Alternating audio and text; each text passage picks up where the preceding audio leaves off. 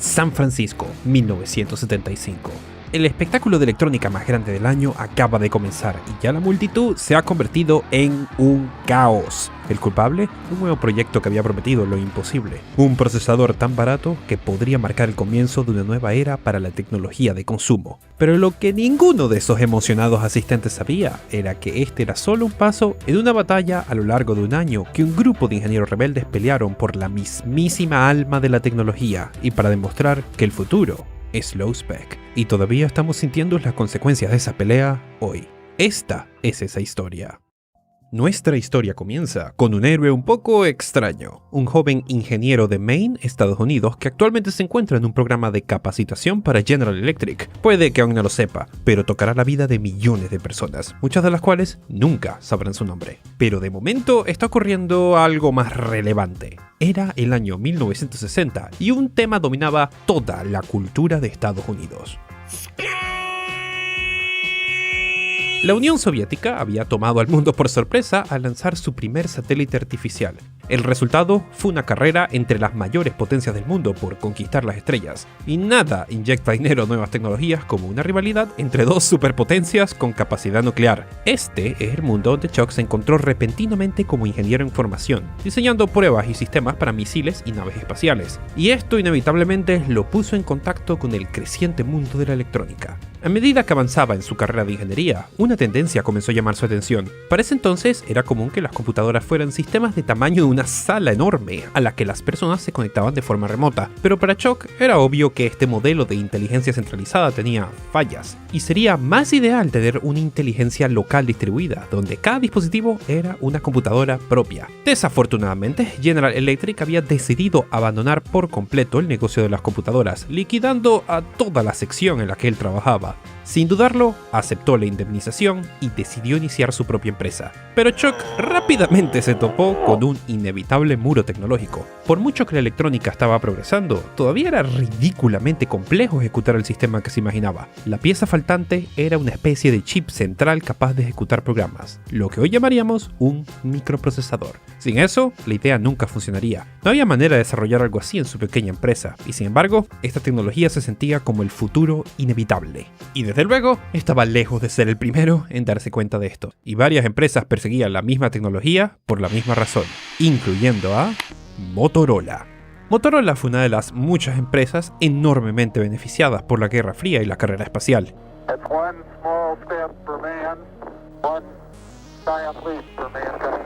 Esta línea icónica, que probablemente has escuchado antes, fue enviada desde la Luna usando un transponder Motorola. Tom Bennett, un diseñador de Motorola, había comenzado un proyecto para crear exactamente lo que muchos habían soñado: un solo chip capaz de ejecutar instrucciones personalizadas. Sabiendo el fracaso de Chuck tratando de crear un producto similar, Tom le hizo una oferta: ven a trabajar a Motorola y ayúdame a desarrollar la tecnología con la que ambos soñamos. El resultado fue el microprocesador Motorola 6800, el cual no fue el primer microprocesador, porque en una empresa completamente diferente, un equipo completamente diferente persiguiendo una idea muy similar, había hecho el primer microprocesador, el Intel 4004. La historia de algunas de las personas que trabajaron en él es muy extraña y ya hice un video al respecto, así que voy a dejar eso en la esquina. Pero esta era una categoría de productos completamente nueva, y si Motorola se ponía al día, esencialmente podrían poseer una parte de un duopolio de toda esta industria. Pero el problema con una clase de producto completamente nuevo es que puede ser complicado de vender. Chuck Peddle estaba mortificado al descubrir que el equipo de marketing de Motorola no podía idear una estrategia para convencer a sus clientes que compraran el 6800. De hecho, apenas podían entender lo que se supone era el producto y no podían concebir casos de uso que no fueran calculadoras. Después de muchos intentos de capacitar al departamento de mercadeo sin ningún éxito, llegó a una conclusión. Bien. Yo lo voy a hacer. Por casi 6 meses, el trabajo de Chuck fue acompañar a los de marketing a diferentes empresas y explicar qué era un microprocesador y para qué se podía usar. Y rápidamente descubrió por qué los chicos de marketing tenían tantos problemas. El 6800 era un dispositivo de más de $200 y cada vez que llegaban al tema del precio, los ingenieros de todas las empresas visiblemente perdían todo el interés. Así que, como hace cualquier buen ingeniero, Chuck trabajó el problema. Vale, chicos, lo entiendo. Díganme lo que necesitan. necesitamos algo más barato. El precio que pides por eso es exorbitante. Mira, yo entiendo, pero es caro agregar funcionalidades para todas estas instrucciones en un solo chip. Tenemos que recuperar la inversión en algún sitio, ¿no? Pero no necesitamos todas esas instrucciones sofisticadas, apenas vamos a usar algo de eso. Y en ese inesperado momento se le prendió el bombillo. Shock se dio cuenta que estaban equivocados en todo esto. Motorola se había centrado tanto en incluir funcionalidades en un chip que lo que habían producido era un desastre sobrecargado y caro. Era hora de empezar de cero. Está bien, miren, olvídense del 6800 por minuto, ¿ok? ¿Qué es lo que necesitan? Empresa por empresa, Shock comenzó a notar un patrón. El set de instrucciones que los ingenieros realmente necesitaban para sus productos siempre era mucho más pequeño de lo que esperaba. Y los ingenieros estaban perfectamente dispuestos a usar varias instrucciones simples para crear una funcionalidad compleja en lugar de pagar por un procesador sobrecargado. Decidido, Shock convenció a algunas de las personas de su equipo para que empezaran a diseñar un nuevo producto. Un microprocesador hecho para trabajar en ese set de instrucciones reducidos que sería extremadamente asequible. La primera CPU Low Spec. Un microprocesador para todos los proyectos. El producto que Motorola realmente necesitaba. Todo lo que necesitaba era la aprobación de sus superiores en Motorola. Era un producto perfecto y no tenía dudas que esto sería fácil. Pero esta no sería una historia interesante si ese fuera el caso. El equipo de marketing con el que viajó Shock no estaba encantado con esto de olvídense del 6800. En repetidas ocasiones alertaron a sus superiores que Shock había estado utilizando sus viajes de marketing para sabotear el 6800 en lugar de venderlo. Shock abogó por una alternativa de producto más económico a un equipo ejecutivo sorprendentemente poco interesado. Tenían problemas más grandes que atender. El año era 1974 y toda la economía del país estaba en crisis. Una serie de eventos desafortunados, comenzando con un embargo petrolero, el costo de la guerra y cambios a la moneda estadounidense, llevaron a un shock que la industria de semiconductores y entretenimiento realmente estaban sintiendo. Nota al margen, sí, esta es exactamente la misma crisis económica que he mencionado como en 3 videos seguidos ya. Fue mucho más impactante de lo que me imaginaba. De cualquier modo, los ejecutivos de Motorola estaban demasiado ocupados lidiando con esta recesión y lo último que querían era hacer un procesador más barato con márgenes microscópicos. ¿Por qué la gente necesitaba un procesador más económico de todas formas? Este era un producto para autos, industrias o máquinas comerciales. La respuesta de Motorola fue clara. Shock recibió una carta exigiendo que dejara de trabajar en su procesador barato y dejara de competir con el 6800. Bien, renuncio, lo voy a hacer yo, otra vez. Con la empresa en caos debido a cambios durante la crisis, Shock pudo convencer a algunos de sus mejores ingenieros para que abandonaran Motorola. Su objetivo era encontrar una empresa que pudiese contratarlos para construir el procesador ultra asequible de sus sueños. La mayoría de las empresas a las que contactaron tenían miedo de enfurecer a Motorola al trabajar directamente con este equipo de renegados. Pero eventualmente hubo un grupo lo suficientemente desesperado como para escucharlos, una empresa que cambiarían para siempre.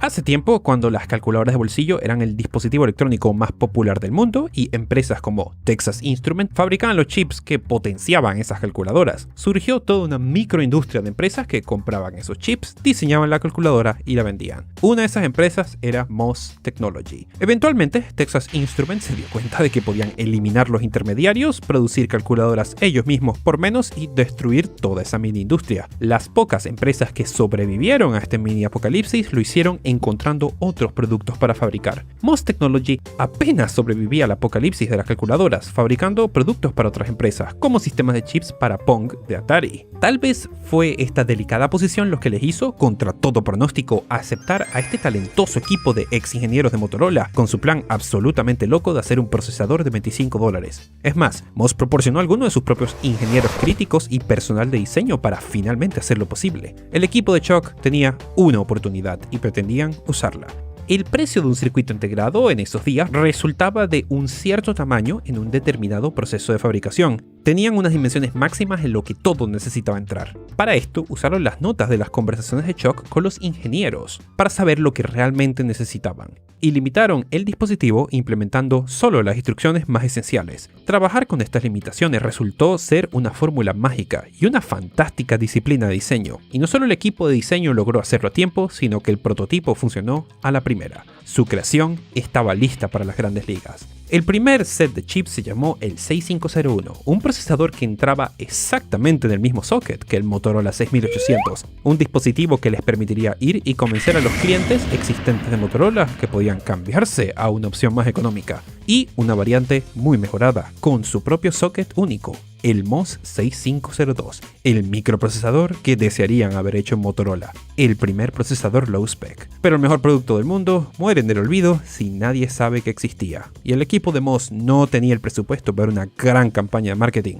pero tenían un plan. Si la gente iba a encontrarlos, necesitaban ser estratégicos, necesitaban que la gente prestara atención, necesitaban un gran golpe. ¿Estás cansado de microprocesadores que cuestan cientos de dólares? ¿No sería genial tener un microprocesador en cada dispositivo? Olvídate de Motorola, olvídate de Intel. El microprocesador MOS 6501 lo supera a todos. El MOS 6502 ahorra más dinero. Puedes conseguir un 6501 por $20. Puedes conseguir un 6502 por $25. Y esto es solo el comienzo. No te pierdas a MOS en Westcon. Prueba cualquiera de los productos en Westcon 75 Stand 1010. Sí, estos anuncios son reales. Fue un plan de publicidad brillante. La Convención de Electrónica del Oeste también era conocida como Westcon. Durante años, esta feria comercial fue uno de los mejores lugares para anunciar nuevos chips y la oportunidad perfecta para que MOS se diera a conocer al mundo. Pero después de publicar su anuncio y preparar el stand, MOS recibió un aviso de los organizadores de Westcon que les prohibía vender productos directamente a la feria. El equipo de MOS tuvo que hacer un ajuste de último segundo. Cuando el centro de convenciones abrió sus puertas en septiembre de 1975, los asistentes corrieron al stand de MOS. Los rumores sobre este microprocesador imposiblemente barato eran palpables y todos querían una parte de la acción. Después de llegar, los asistentes fueron informados de que MOS sí estaba vendiendo sus microprocesadores a cualquier persona interesada y todo lo que tenían que hacer era tomar un autobús desde la convención en el centro cívico hasta el Hotel San Francis, donde MOS había instalado un stand secundario. Pronto, los autobuses se vieron abrumados por la gente preguntando si esta era la ruta correcta para llegar al hotel. Lo que les esperaba en la suite MacArthur era una exhibición impresionante que MOS había instalado lejos de las regulaciones de Westcon. Filas de demos increíbles, frascos de procesadores frescos, un escritorio con documentación atendido por Shirley Pebble, que resulta ser la esposa de Chuck, vendiendo todos los manuales a precios sorprendentemente bajos. Ahora, ¿hubo varios trucos de marketing aquí?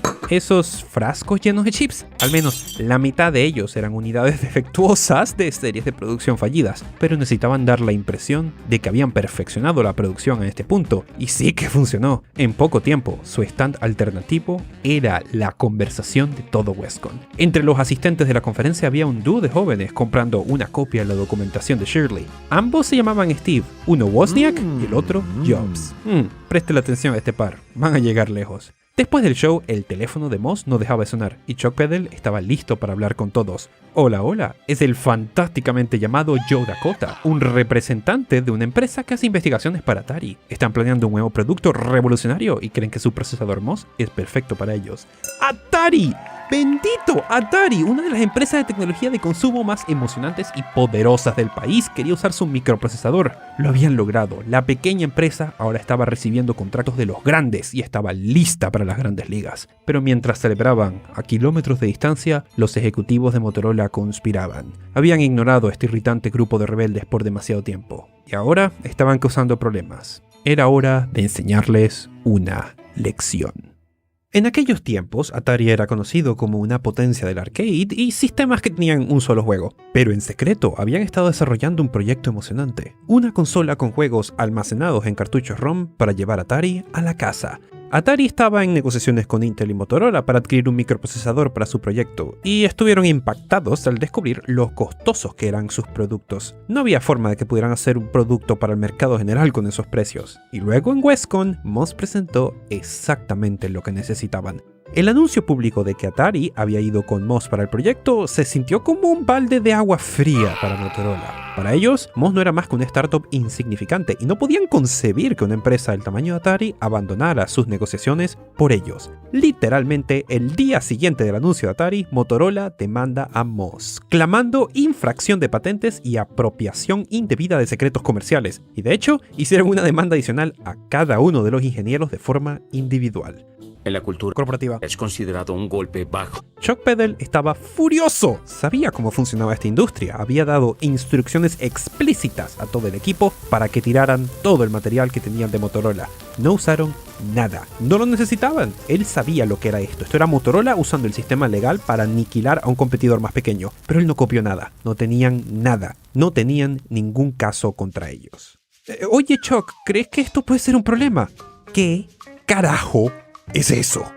Soy ingeniero de diseño. Estos son los dibujos que hice mientras trabajaba en Motorola. ¿No te dije que tiraras todo lo que pertenecía a Motorola? Esto no es de Motorola. Yo soy un artista. Esta es mi arte, que resulta ser el diseño que usamos en Motorola. ¡Tú, pedazo de gilipollas! Más de $1 millón en abogados, $300,000 en daños a Motorola y una orden de cese a la producción del 6501 que usaba el socket de Motorola. Era 1976 y Moss estaba de nuevo en la quiebra. Afortunadamente, parte de la estrategia de Moss fue lograr que Motorola centrara su furia en el 6501, dejando el 6502 con su socket distinto aún legalmente disponible para la venta. Sin embargo, se estaban quedando sin dinero. Tenían un gran contrato de Atari en camino y la capacidad de producir el mejor microprocesador barato. Todo lo que necesitaban era un último milagro. Y justo cuando el año se estaba acabando, un salvador inesperado aparecería al amanecer, pero con algunas condiciones. Una de las muchas empresas de calculadoras que estuvieron a punto de declararse en quiebra cuando Texas Instruments decidió ir directamente a todos sus clientes era conocida simplemente como Commodore. Dirigida por un inmigrante polaco llamado Jack Tramiel, cuando Texas Instruments comenzó a socavar su compañía, intentó comprar chips de sus competidores japoneses y regresó con las manos vacías. Había aprendido una simple lección de este debacle. Quien controla los chips de silicio, controla el universo. Y con los creadores del microprocesador más moderno y económico casi en bancarrota, Commodore tenía la oportunidad perfecta de hacerse con una gran victoria. Jack Tramiel tenía una fama de ser un hombre de negocios astuto y despiadado, capaz de convertir cualquier situación en una ventaja. Las circunstancias de negociación exactas que Jack utilizó para adquirir Moss están en algún lugar entre la realidad y la leyenda, pero, según la investigación realizada en Commodore, A Company on the Edge de Brian Bagnall, la historia más aceptada es muy interesante. Moss había vendido a Commodore una serie de chips de calculadora y aparentemente se había descubierto un pequeño error en un cierto lote. Si bien el problema era pequeño, Jack argumentó que se trataba de un problema importante y se negó a pagarle a Moss por la orden, privándolos del vital capital que necesitaban para cubrir sus crecientes gastos legales. Y justo cuando la empresa se acercaba a la desesperación, Jack amablemente ofreció olvidar todo eso de los chips defectuosos y rescatar la empresa de la bancarrota al comprarla. Y así, en 1976, Commodore adquirió Moss por un precio escandalosamente bajo. Commodore ahora era libre de hacer sus propios chips de calculadora y competir nuevamente. Pero volver a un producto tan obsoleto se sintió como un paso atrás para muchos. Chuck no estaba contento. Justo antes de la demanda había estado trabajando en lo que él esperaba fuera su próximo gran producto, una computadora personal oficial del 6502. Incluso durante su tiempo en General Electric, vio como muchos ingenieros se volvieron expertos usando computadoras a través de BASIC, un lenguaje informático de alto nivel que, para la época, era muy simple de usar. La mayoría de estos trabajadores escribían programas en enormes computadoras centrales que eran propiedad de empresas y universidades. Pero, justo en este momento estaba surgiendo en todo el mundo, y principalmente en Estados Unidos, grupos de pequeñas empresas que creaban kits para que las personas armaran sus propias computadoras caseras. Sin embargo, no tuvieron particularmente éxito entre muchos de esos ingenieros que tenían las habilidades de programación para usar computadoras, pero no las habilidades electrónicas para construirlas, incluso si partían de un kit. Querían un producto que pudieran llevar a casa, enchufar y ponerse a trabajar. Y aunque no era exactamente su idea original para este microprocesador, Chuck pudo ver perfectamente cómo el 6502 podría habilitar este tipo de producto. Lamentablemente, ahora que Moss fabricaría chips de calculadoras para Commodore, parecía que Chuck otra vez tenía que dejar la empresa para perseguir su visión en otra parte. Mientras Chuck empacaba sus cosas y comenzaba a despedirse en el lobby, fue interceptado por uno de los empleados de Commodore. Era muy alarmante que uno de sus mejores ingenieros abandonara la empresa inmediatamente después de la adquisición, por lo que llamó inmediatamente a Jack. Consciente de que esta podía ser su última oportunidad, Chuck optó por darlo todo. Repasó sus observaciones y experiencias y expresó su creencia profundamente arraigada de que las computadoras domésticas serían la gran novedad para su chip. Una computadora, ¿eh? Dime, Chuck, ¿alguna vez has considerado poner esa energía en calculadoras? Con el debido respeto, señor, las calculadoras están de salida. Texas Instruments tiene todo el impulso, los japoneses siguen abaratándolas y todos en 10 años habrán olvidado el tema de las calculadoras. Está empezando una revolución justo enfrente de sus narices y está a punto de perdérsela. Jack no pudo evitar sonreír. Si bien todavía estaba firmemente convencido de que las calculadoras más avanzadas eran parte del futuro de la empresa, Commodore había recibido un cierto proyecto secreto para hacer un producto para otra empresa que sonaba sorprendentemente similar a esta idea de Chuck. y parecía que había encontrado la persona perfecta para llevar adelante el proyecto. La felicidad de Chuck de estar de vuelta en el proyecto de la computadora fue rápidamente sustituida por nervios. La fecha límite del prototipo para el proyecto secreto estaba básicamente a meses de distancia. No había forma de diseñar una computadora desde cero a tiempo. Pero tal vez no tenía que hacerlo. ¿Y si podía convencer a Jack de que comprara una empresa que ya casi tenía una? De todas las empresas que fabricaban kits para armar tu propia computadora, había una que trabajaba desde un garaje que había llamado la atención de Chuck, dirigida por el joven con gafas que Chuck había notado comprando manuales durante el lanzamiento original, y esta empresa se llamaba curiosamente Apple Computers. Chuck ya se había reunido brevemente con el equipo de Apple Computers durante una breve visita. Lo que encontró fue una empresa formada por un pequeño equipo dirigido por los dos Steves, Steve Jobs y Steve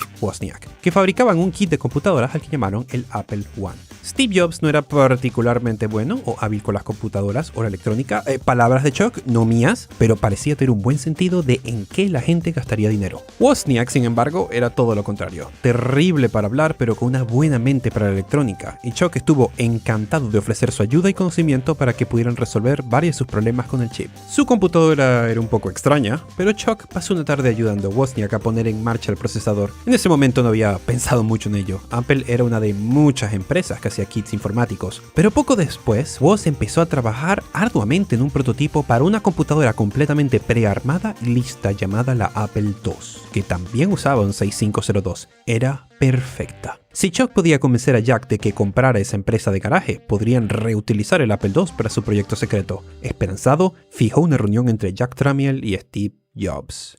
Mira viejo, tal vez estás acostumbrado a salirte con la tuya sin importar lo que pase, pero el precio que me estás ofreciendo es ridículo. Ridículo. Joven, he fundado empresas desde que usted estaba en pañales. Exactamente, eres demasiado viejo para darte cuenta de lo que estamos haciendo. Aquí estamos haciendo arte. Chuck estaría horrorizado si no tuviese sus propios enfrentamientos con Steve Wozniak, pero esta vez de naturaleza tecnológica.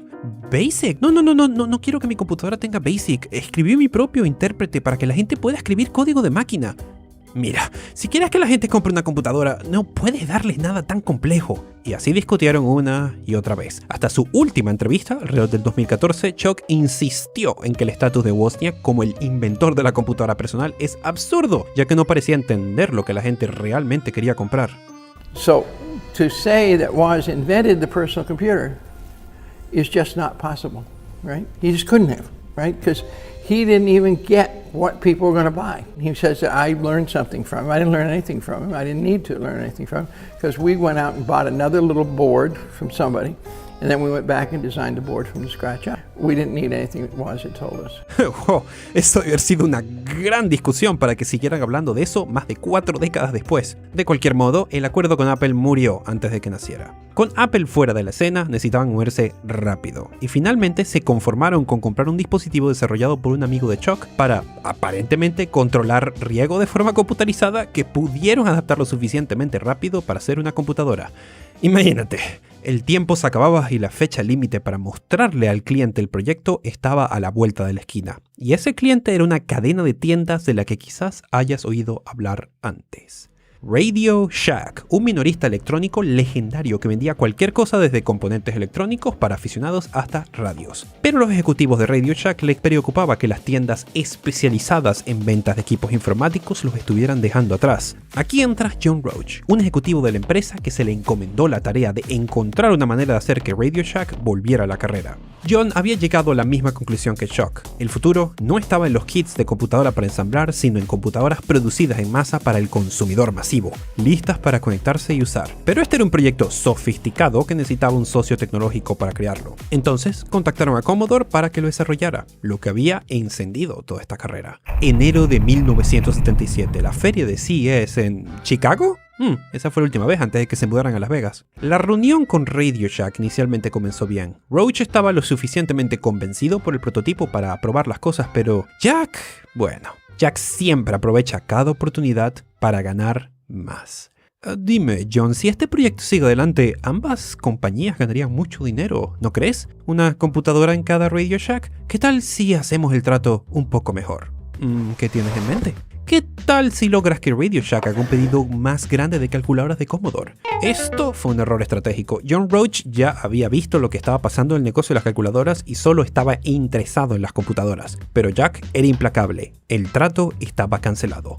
Peor aún, la compañía matriz de Radio Shack terminaría produciendo la computadora ellos mismos, y dentro no había un MOS 6502, sino un microcontrolador económico completamente diferente construido por una nueva compañía llamada Zilog, a la que dediqué mi último video. MOS ya no era el único creador de microprocesadores low spec en la ciudad, y si no tenían cuidado, la revolución comenzaría sin ellos. Después de todo ese esfuerzo, de toda esa lucha, parecía que el proyecto no había llevado a nada, excepto que había ocurrido un pequeño milagro. Durante todo este proceso, Commodore filtró intencionalmente información y fotos de la computadora en una revista, e inmediatamente el precio de las acciones de Commodore se duplicaron. Había una demanda masiva del mercado para esto, y así que, para alivio de todos, Jack permitió que el proyecto siguiera adelante. Commodore lanzaría la computadora ellos mismos.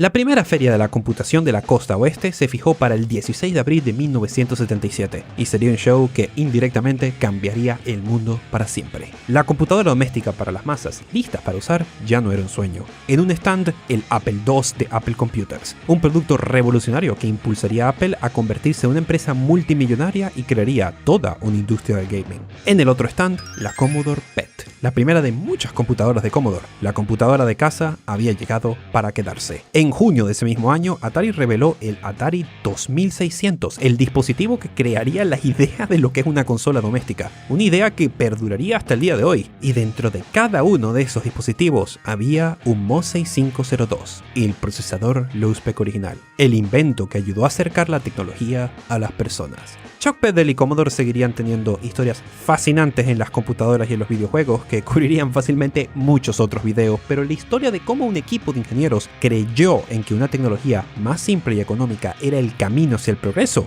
es quizás algo que deberíamos tener en cuenta incluso hoy en día.